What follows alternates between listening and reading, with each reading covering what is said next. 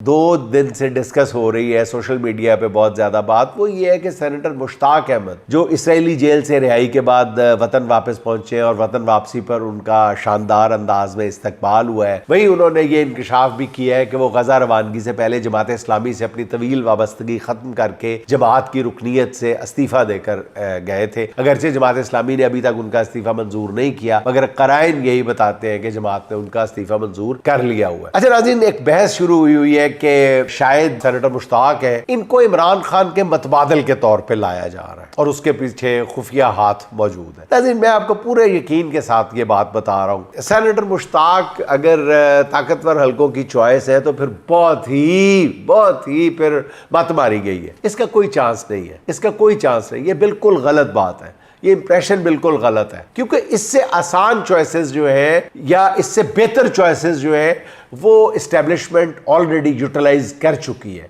तो फिर ऐसी कमजोर चॉइस कभी भी ना लेके आते। और सेनेटर मुश्ताक के अपने भी कभी ताकतवर हलकों के साथ बहुत अच्छे ताल्लुकात कभी भी नहीं रहे।